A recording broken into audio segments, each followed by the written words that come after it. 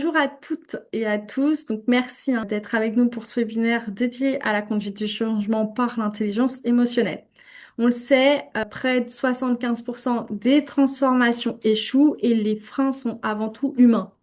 Donc, face à l'incertitude, les émotions de vos équipes dictent directement la réussite de vos projets. L'enjeu aujourd'hui, il est simple, c'est décoder ces réactions et repartir avec des clés concrètes pour transformer les résistances en engagement.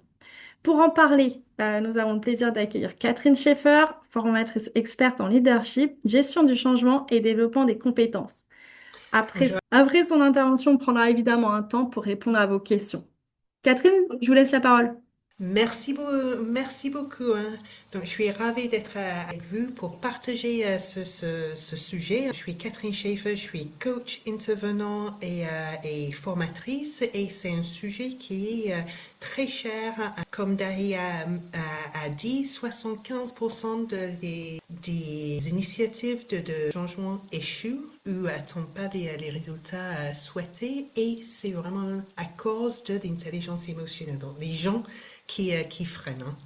Donc, nous avons 45 minutes ensemble aujourd'hui pour comprendre ce phénomène. L'objectif sont très simples. On va comprendre les bases de l'intelligence émotionnelle et le lien avec le changement. Nous allons identifier les émotions typiques, hein, en période de transformation. Hein, quelles sont les émotions que la plupart des personnes vont vivre en tant que changement. Et on va appliquer les stratégies, hein. Donc, des stratégies concrètes, hein. On a les trois outils à partager avec vous que vous pouvez appliquer au moment du changement, hein. Donc, je vais rentrer tout de suite dans le vif du sujet, hein. Qu'est-ce qu'on parlait? Le paradoxe de transformation. Quand on sait ces chiffres de McKinsey est assez flagrant, trois quarts des initiatives de changement n'atteignent pas les résultats, hein. Vous imaginez les gâchis de l'argent et de ressources humaines dans ces transformations. C'est impressionnant. Et on sait que c'est lié aux gens et les émotions, les réactions émotionnelles des personnes qui ne sont pas prises en compte. On concentre sur les étapes de transformation, la communication, le processus de transformation et pas les vécus humains des personnes qui sont en train de vivre cette transformation. Et on sait que le paradoxe aussi, c'est nos émotions, nos réactions émotionnelles peuvent être moteurs, hein, pour engager et adhérer au changement. Mais il faut les traiter et les prendre en compte. Si on fait ça, on sait qu'on peut adhérer beaucoup plus facilement et vivre mieux les changements que nous sommes en train de vivre. Donc, d'abord, l'intelligence émotionnelle, un levier essentiel dans le changement, mais on parle de quoi? Je vais vous montrer 5 compétences de Goleman, hein, qui dit les bases de émotionnel. De quoi on parle précisément? Donc, la première, c'est une connaissance de soi. C'est reconnaître nos propres émotions, mes émotions et mes résistances. Gérer mes réactions, hein. Donc gérer mes réactions émotionnelles, on ne peut pas maîtriser et gérer les changements que nous allons vivre, mais dans notre zone de contrôle, on peut maîtriser nos réactions. Après, on parle aussi de motivation. Donc, malgré les obstacles que nous allons être confrontés, hein, garder ces leviers de motivation. On parle aussi de l'empathie, hein, parce que c'est rare qu'on vive un changement complètement seul. Donc, comprendre aussi les émotions de l'autre et détecter les signaux de stress ou détresse dans les équipes. On parle finalement de compétences sociales, donc gérer les relations, faciliter les communications, la façon qu'on communique et communiquer et écouter en tant que changement. Et ces 5 piliers, ces 5 compétences font l'état d'intelligence émotionnelle.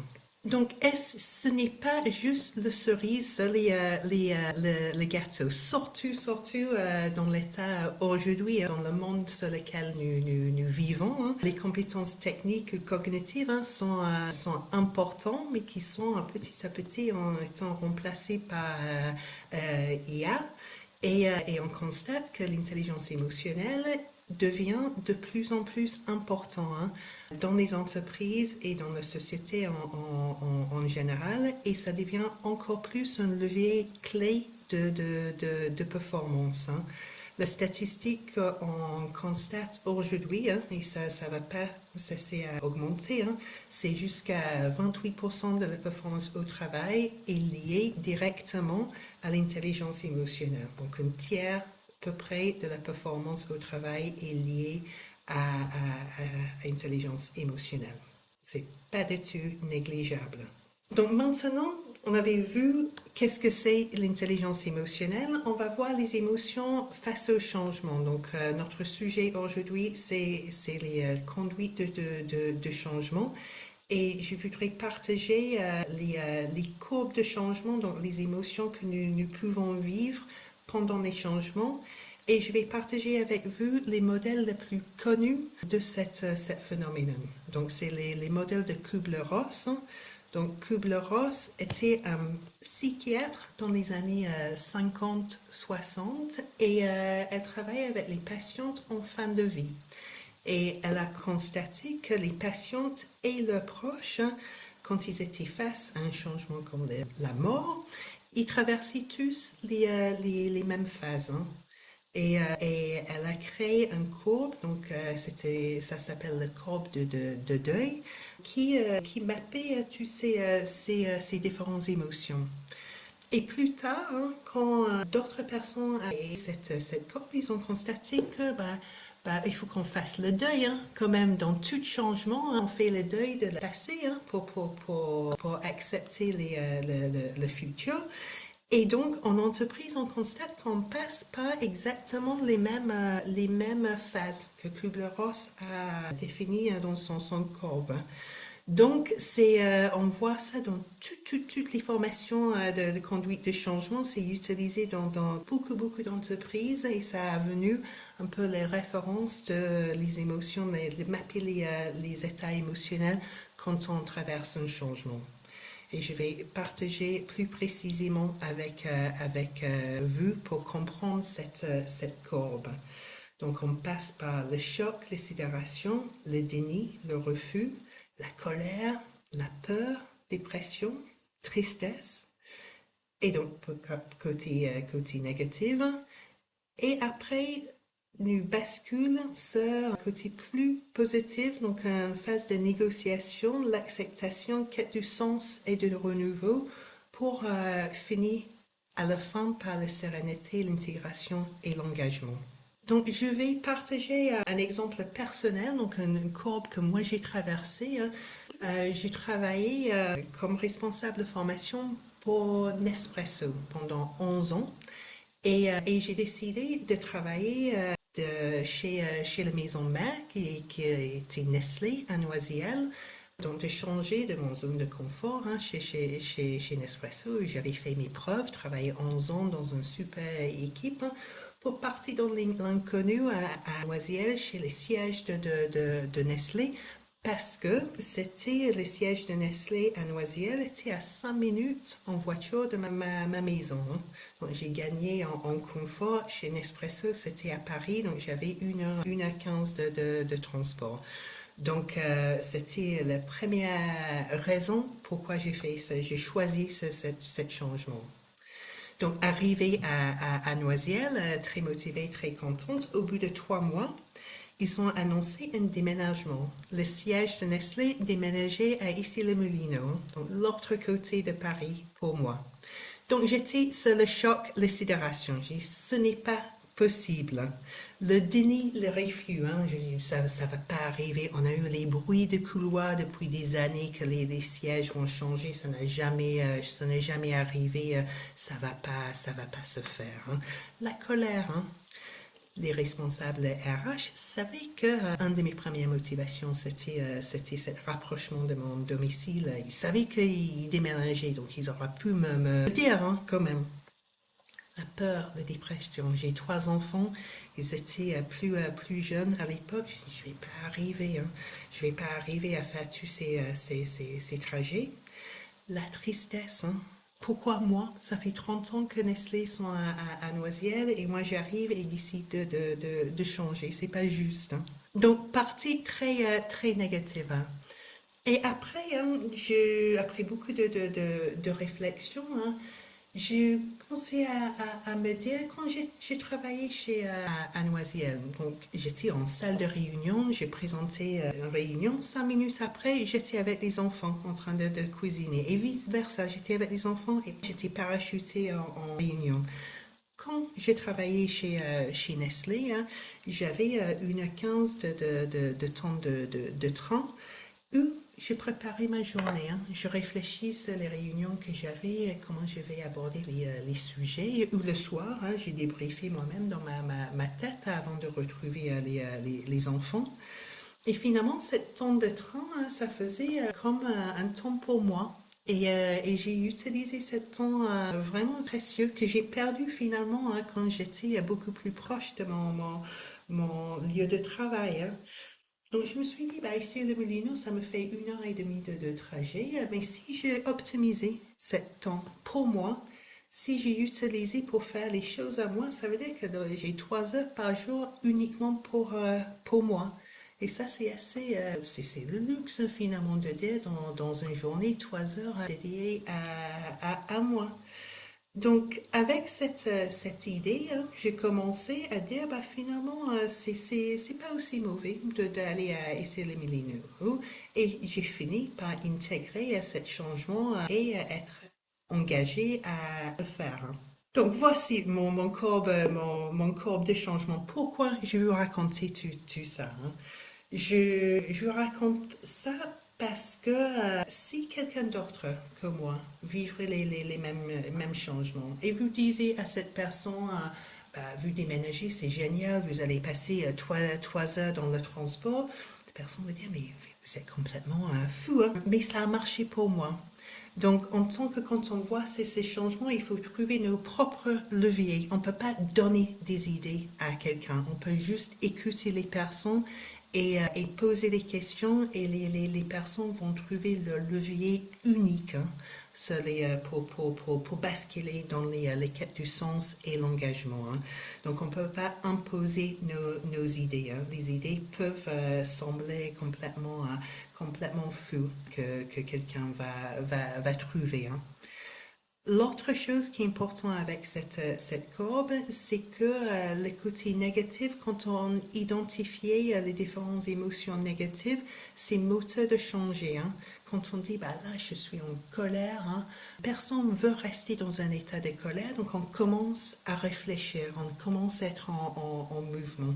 Mais il faut nommer l'émotion, avoir cette connaissance de soi pour dire, bah là, je suis pas bien et faire quelque chose, hein. Donc l'enjeu dans n'importe quel changement, c'est d'accepter que nous allons vivre cette courbe, mais d'avoir les connaissances des différentes étapes vont faire qu'on va traverser cette courbe le plus rapidement possible. Et c'est ça l'enjeu du changement. Et savoir que la façon que notre cerveau fonctionne, qu'on va vivre les réponses émotionnelles beaucoup plus vite que les réponses rationnelles, hein. Donc, c'est les émotions qui vont nous guider et ces grilles de lecture comme le courbe va nous aider à positionner rationnellement pour comprendre et après agir, hein. Mais d'abord, on va être touché par l'émotion. Et pendant les périodes de changement, c'est très important d'avoir la résilience, hein. C'est difficile de changer. Et la résilience, ça nous permet de faire face au changement et gérer notre stress et continuer à avancer. Et il y a 3 éléments clés pour avoir de la résilience, hein.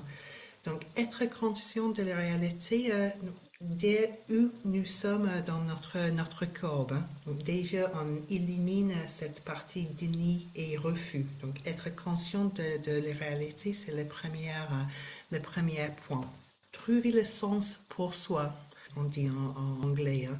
Donc le sens pour soi, c'était mon idée avec mes 3 heures de transport que je vais utiliser en temps précieux pour moi.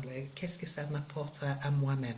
Donc trouver un sens, quel que soit lequel pour vous.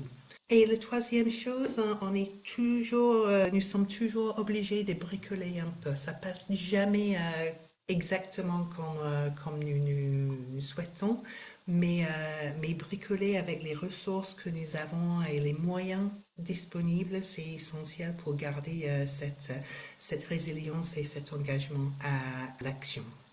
Donc, nous avons des bonnes pratiques à faire. Hein. Donc, réfléchir aux conséquences si vous décidez de changer alors que l'organisation de toute façon changera. Hein. C'est être conscient de la réalité, identifier les objectifs personnels. Donc, qu'est-ce que ça m'apporte le sens pour moi?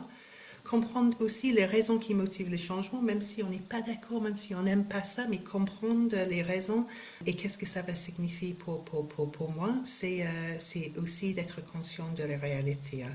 Aussi échanger avec d'autres personnes, donc on sait qu'on on peut pas donner des idées à quelqu'un et imposer nos idées, mais on peut pas échanger et aider à la réflexion aux autres et surtout écouter d'autres personnes. Hein, et exprimer aussi nos besoins ou nos difficultés à notre manager. Ça va accélérer le courbe de changement de Kubler-Ross. Hein. Donc cette notion de ne pas être solitaire, avoir des discussions, le temps de réflexion et surtout être écouté va accélérer hein, cette changement. Donc essayez, si vous vivrez les changements, de parler de votre sentiment, mais aussi être à l'écoute hein, en mode coaching pour vos collègues ou les personnes autour de vous, pour essayer d'aller le plus rapidement possible. Je vous pose une question, je ne vous demande pas de répondre tout de suite. Nous allons dans 15 minutes avoir un temps d'échange pour vos questions, mais déjà si vous commencez à réfléchir, vous pouvez écrire dans le chat, donc à quelle étape de la courbe vous êtes situé vous aujourd'hui face à un changement en cours. Est-ce que vous êtes capable d'identifier où vous êtes dans la courbe du changement? Et maintenant qu'on avait compris l'intelligence émotionnelle et comprendre les différentes émotions que nous pouvons vivre, on va aller à l'action. Hein. Et les stratégies que nous pouvons appliquer si on est leader, manager, agent de changement quand nous sommes face au changement. Donc, je vais partager 3 choses que nous pouvons mettre en place tout de suite. Hein. Donc, aider à développer cette connaissance de soi. Donc, la connaissance de soi, on peut tenir un journal émotionnel, hein, donc noter, écrire hein, notre état émotionnel tous les jours, pratiquer les check-ins émotionnels, hein, donc comment je me sens, comment toujours poser les questions et observer avant réagir. Hein. Donc on dit une pause de 6 secondes, c'est suffisant de passer, de basculer de notre cerveau émotionnel à notre cerveau rationnel. Hein. Et pour nous aider à faire, on a le modèle Ruler. Hein. Donc R, recognize, U, understand, donc comprendre, L, label, nommer l'émotion, E, express, exprimer, et R, regulate. Hein. Donc, je vais vous montrer un exemple hein, d'un scénario qui est difficile. Donc, ton manager annonce que ton équipe va être restructurée et tu changes de poste. C'est assez dramatique hein, comme annonce. Donc, si on applique le modèle Ruler, hein, on va déjà reconnaître notre état. Qu'est-ce que nous ressentons. Ensuite, on va comprendre cette émotion. Hein? Qu'est-ce que je suis en train de vivre? Ensuite, je vais nommer l'émotion. On sait que le fait qu'on nomme quelque chose, hein, comme dans le courbe de changement, ça nous aide à tout de suite mettre en action pour avancer. Ensuite, on va exprimer. Donc, on va communiquer nos besoins, on va partager et on va réguler. On va assurer que nous sommes dans notre cerveau rationnel et pas émotionnel. Donc, on va réfléchir à comment nous voulons présenter les choses pour être calme, curieux et constructif quand on va parler. Donc, c'est un modèle simple pour faire cette notion de connaissance de soi face à votre charge émotionnelle quand vous recevez un changement que vous attendez pas de vivre. Le deuxième, c'est de créer des sécurités psychologiques. En français, on dit le climat de confiance. On sait, grâce à les études d'Amy Edmondson chez Google, que c'est un pilier de la performance pour toutes les équipes. Et pendant les périodes de changement, c'est très important de créer ce climat de confiance.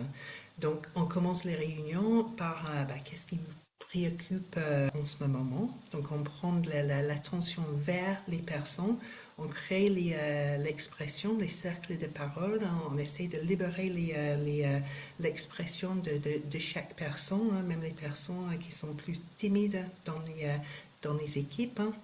Et on finit chaque phrase par qu'est-ce qui a bien fonctionné humainement pendant cette réunion, pendant cette projet. On essaie de toujours tourner les choses sur les positifs, de trouver les positifs dans toute situation. Et la troisième chose, c'est communiquer avec l'empathie. On sait que les projets qui ont un sponsor empathique sont 6 fois plus de chances de succès que quelqu'un qui est distant. Donc l'empathie est clé de réussite. Et c'est pas la même chose d'avoir du sympathie. Donc avoir la peine pour quelqu'un.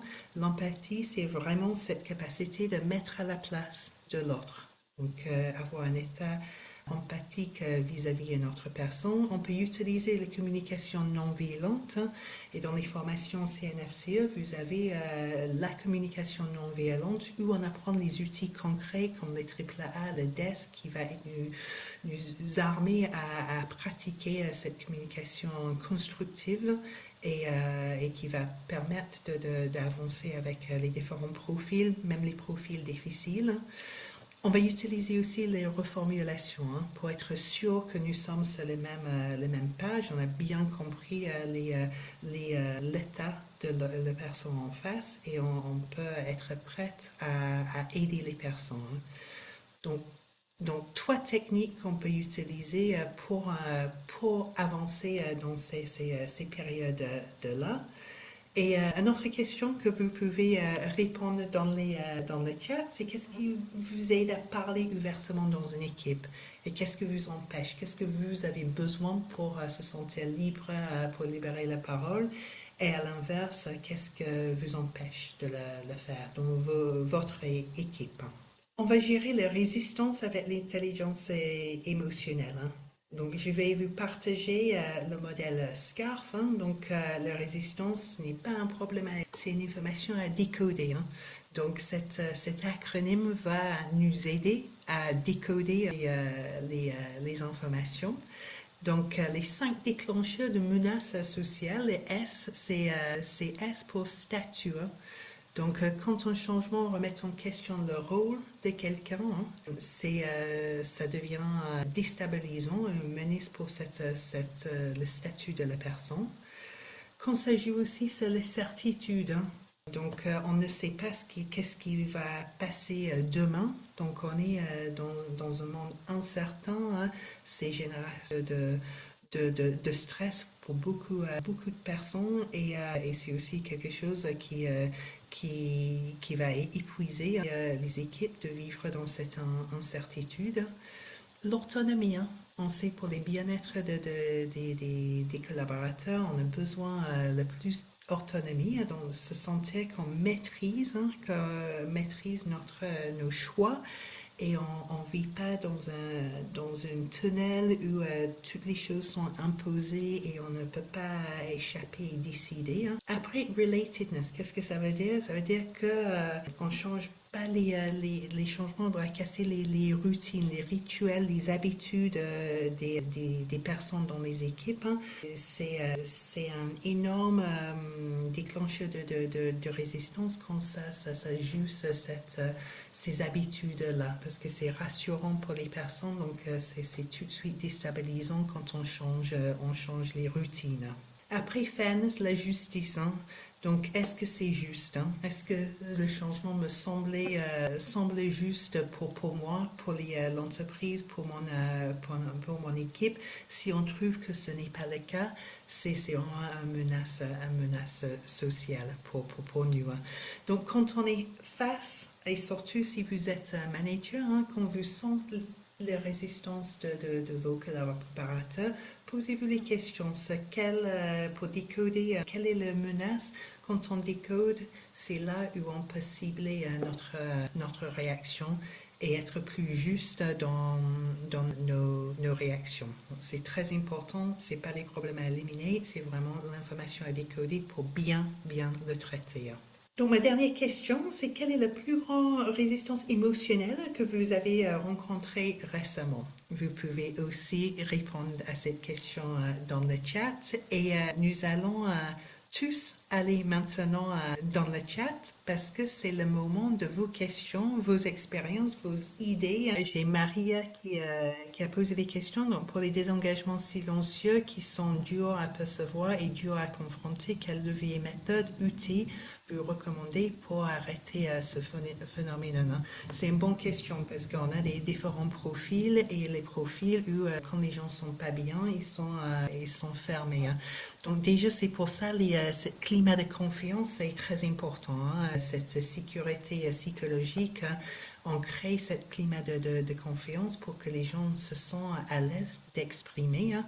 Mais c'est à nous de parfois provoquer les échanges. Donc, et si vous avez vraiment des équipes timides, des petits cercles de parole, ce que je parlais, ou dans un cercle de parole, on va poser une question et on va dire, bah, chacun va parler pendant 1 minute, hein, et on va passer à une personne, à une autre personne pour que les personnes ils sont obligés d'exprimer, hein. Donc 1 minute, 1 minute et toujours à commencer, hein, quand on fait ça, on commence par nous-mêmes, donc on met le ton si vous voulez. Et donc ça aide pour les personnes timides, mais c'est aussi, ça va cadrer les personnes qui sont trop dominantes aussi, hein. Parfois, on a que les voix fortes, hein, qui parlent, et c'est aussi hein, quelque chose qui est difficile à gérer, hein. Donc, cadrer ces cercles de parole avec obligation de timing pour chacun et être proche aux équipes, hein, donc être présente avec les équipes, hein. Donc, changement d'organisation, et cela a perturbé toute une équipe, un mini rébellion, hein, qui est normal hein, quand on voit les scarfs, hein, ces menaces, peut-être les routines des personnes, ou les statuts des personnes, changement d'organisation, est-ce que je garde mon statut, hein? Donc, cette modèle SCARF est très important d'identifier quelles sont les raisons pour cette rébellion, quelle est la rébellion.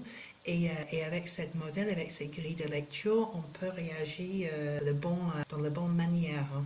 Quelles sont vos pistes pour développer notre propre écologie personnelle à force de recevoir les émotions des autres, hein? Donc, on sait que nous avons les neurones miroirs, hein. Donc, on sait que quand on est face à quelqu'un qui est en état émotionnel, on a les neurones miroirs qui va faire qu'on ressent les choses comme un miroir. Donc, c'est difficile hein, de ne pas être influencé ou touché par les émotions de l'autre personne. Et c'est toujours donc de sentir, hein, c'est tout à fait normal hein, de ressentir les émotions. Et l'enjeu quand on est là, c'est de basculer dans notre néocortex, dans notre cerveau rationnel, hein. Quand on sent des émotions, on est dans le cerveau limbique hein, et le cerveau émotionnel. Et tout l'enjeu, c'est de basculer dans notre néocortex, le cerveau rationnel, hein. Donc, c'est dans cette partie du cerveau qu'on peut prendre un peu de la hauteur, hein, et décider et faire les choix rationnels, donc calmement, hein.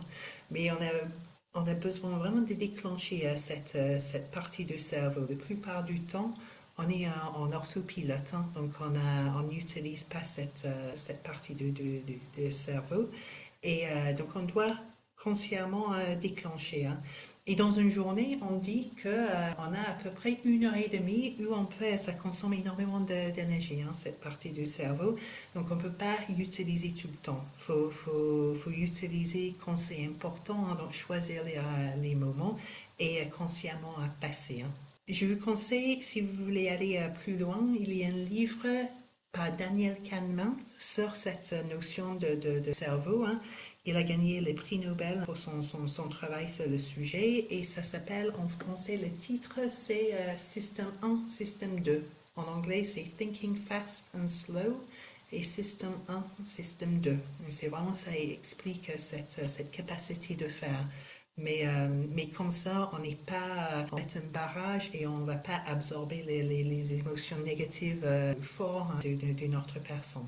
Mais en cadrant ce temps de parole, si l'organisation a été décidée, comment faire passer les obligations ensuite, essayer d'adapter les objectifs, hein, on est conscient de la réalité. Donc, si on vit un changement qu'on n'a pas décidé, on n'aime pas, c'est difficile, hein, c'est compliqué et on doit faire notre courbe de changement. Donc, c'est complètement normal de vivre les émotions négatives, hein. Ensuite, pour avoir la capacité d'avancer, on doit être conscient de la réalité, de dire bah, de toute façon l'organisation c'est comme ça ne changera pas, c'est comme ça. Donc être conscient de la réalité, hein. Ensuite, de dire bah, qu'est-ce que ça peut m'apporter, hein. Est-ce que je trouve les choses positives pour moi dans tout ça? Est-ce que ça peut m'apporter quelque chose, hein? Même si c'est juste l'apprentissage, ça va me forcer à apprendre des choses différentes, mais qu'est-ce que ça peut m'apporter, hein? Et après, on n'a pas adapté les objectifs, pas forcément, hein, mais vraiment trouver le sens pour soi. Dans ça, moi, je suis là, je suis pas content, mais je vais gagner ça, ça et ça, hein. Et dans le changement, allez, c'est des questions à poser, hein. Est-ce que on n'essaie pas de changer la vie de quelqu'un, mais dire, bah, est-ce que vous pouvez accepter ce changement? Accepter, ça ne veut pas dire qu'on aime, hein, mais est-ce que je peux vivre bien et être bien dans mes baskets dans cette situation de changement? Et la réponse est oui, si je trouve le sens pour moi, the what's in it for me, dans cette situation. J'espère que ça répond à votre question. Est-ce que vous avez d'autres questions ou d'autres choses que vous souhaitez partager sur cette question du changement et l'intelligence émotionnelle, l'intelligence humaine dans les situations de changement?